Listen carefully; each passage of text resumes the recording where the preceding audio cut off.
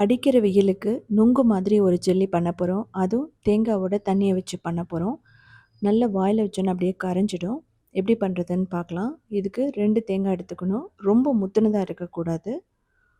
இதனோட தண்ணிய நம்ம எடுத்துக்கணும். அப்படி இல்லன்னா, இளநீர் கிடைச்சது அப்படின்னா, நீங்க அதையே கூட வாங்கி பண்ணலாம்.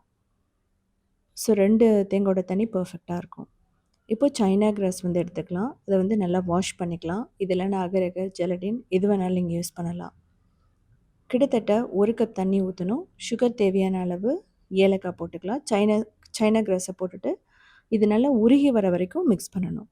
அதுக்கப்புறம் இதை வடிகட்டி ஊற்றிடலாம் அந்த தேங்காவோட தண்ணியை. இதுக்கப்புறம் ஒரு 2 நிமிஷம் மட்டும் கொதிக்க வச்சா போதும்.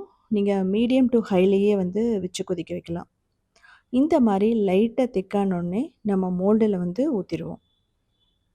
ஸோ இப்படி ஊற்றிட்டீங்க அப்படின்னா சீக்கிரமாக செட் ஆகிடும். ஒரு ட்ரேயில் போட்டுட்டு சின்ன சின்ன க்யூப்ஸாக கூட நீங்கள் கட் பண்ணலாம். இதை வந்து ஃப்ரிட்ஜில் ஒரு 1/2 மணி நேரம் வச்சா போதும். அப்படியே நல்லா சில்லுன்னு ரெடி ஆகிடும். இது வந்து மில்கில் போட்டு சாப்பிட்லாம். அப்படி இல்லைன்னா ஷர்பத்தில் வந்து போட்டு சாப்பிட்டா ரொம்ப சூப்பராக இருக்கும். நம்ம சாப்பிட்றதுக்கு எப்படி இருக்குன்னா நொங்கு மாதிரியே தான் இருக்கும்.